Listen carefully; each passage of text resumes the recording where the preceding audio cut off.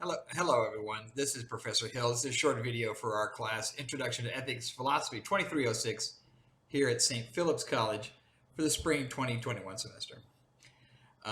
Today is Saturday, February the 6th, 2021. I'm just making a short video because we still have an essay that's due tomorrow, Sunday the 7th. And I just wanted to say a little bit more about kind of where we are in the textbook and about some of the main theories that we're going to want to try to drag into our analysis of the case study. So I've been going back and forth with some of you this week, and it looks like many of you are already well on your way to doing that very thing. If you're still working on it, try to focus on a couple of things from the chapter. Because remember, we did chapters 1 and 2, we skipped chapter 3, and now we're looking at kind of 4, 5, and 6 as a block. Just chapter 4 for this week, but what happens is chapter 4 sets up 5 and 6 because it says, look, there's two main moral theories here. One's going to be consequentialism, and I'm going to talk about that in just a second. And the other is essentially non-consequentialism or deontology. And they have two very different ways of getting at why something is right or wrong, good or bad. They're foundations for morality. They're moral theories that help us explain our moral experience and give us a framework for making judgments. So, backing up, and again, you'll see this in chapter 4 as it kind of lays this out. And then chapter 5 does a little more in depth, and as does chapter 6. They follow up. They're kind of a block. But to begin with, on the macro level, to help you as you wade into this, non-consequentialism or deontology are going to be the folks we were looking at in chapter 2, who are essentially the objectivists. These are the people that say, look, there are certain rules, some moral principles that apply to everyone all the time. That's the objectivism. And what they try to do here in deontology is lay out a system for what those things are. These are the rules. These are the principles you need to follow, and essentially take the rules and apply them to the moral situations in which you find yourself. And again, that hearkening all the way back to chapter 1, when we talked about the kind of the religious foundation for a lot of people's moral framework, it's a familiar model for many people that they're raised in a family which is instilling them with values, which is instilling them with what's good and what's bad. And a lot of that's based upon your religious experience. It's the, I come from a Christian family. There's a sacred text that has the Decalogue, the 10 Commandments. These are the things, these are the guidelines, the rules that you need to apply and follow in your life to know that you're a good person leading a good life. So it's the do these things, don't do these things. And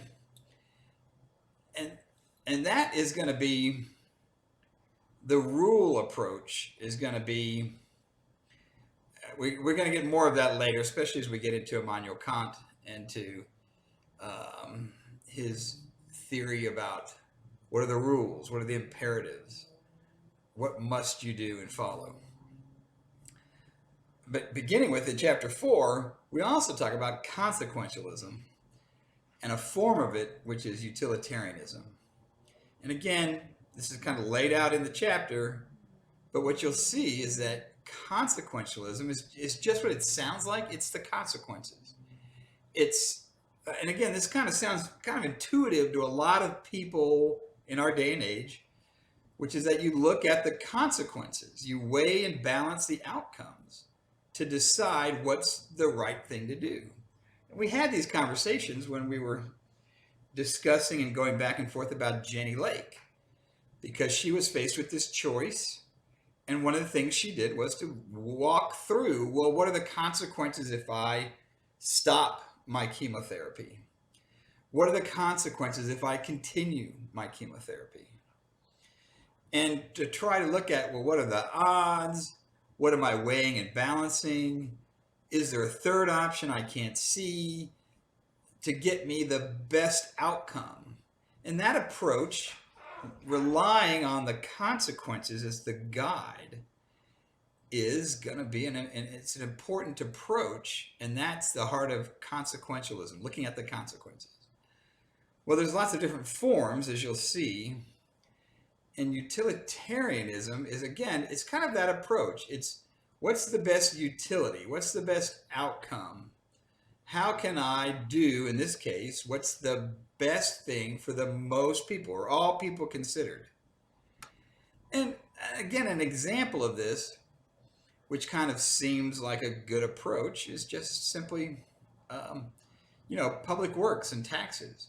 We, in our society, in our state, we tax everybody, we put that money together, and then, for example, like transportation, we decide, well, where are we going to build roads? And where are we going to have, freeways and big avenues and then side streets? And the theory is we're going to create a system of roads which provides the best usage, the best utility for the most people, so that everybody can access the roads and use them. There's not big traffic jams. And if we find points in the system where things back up and there's problems, then we need to get in there and fix those for the sake, not just of a single person, but for everybody. And the thinking is, look, it's all our tax dollars. Everyone's going to use these public roads. And so what's the best thing for the most people? That's weighing and balancing the outcomes. And so it's a form of consequentialism. And in this case, you can see that it's for the most people. Now, that's going to be a little different than we'll also see from things like, well, what's the best outcome, for me personally? To heck with everybody else. What about me? It'd be great if we taxed everybody and built a super highway, a bridge with one lane that went right from my driveway over the city of San Antonio, all the way to St. Philip's College, and then right into the faculty parking lot, and no one could drive on it but me. Man, that would be very convenient for me. And it would be great to have the taxes of everybody pay for that great, super highway with one lane just for me, my own little, toll road with one person driving it. But look, that doesn't make any sense. It makes sense to take all these public dollars and build public roads for the good of the whole public. That's the thinking there. So we're going to have to see which moral theory applies in what situation and why. What's our thinking? What's a reflection of my own? And hopefully what you're seeing as you go through these is that you're going to think to yourself, yeah, that's a reflection of how I approach moral thinking. Or I haven't thought of it that way before. Maybe that's a good idea to apply to this problem I've been thinking about. We want to work through all the theories and all the key terms. And then as we get to our case study, to the case of Baha Musa, again, due tomorrow, Sunday night, February the 7th, we want to be looking at what sources of authority apply here, and what's the moral theory that applies here. How am I approaching this? How am I making a determination that what I think happened is good or what I think happened is bad?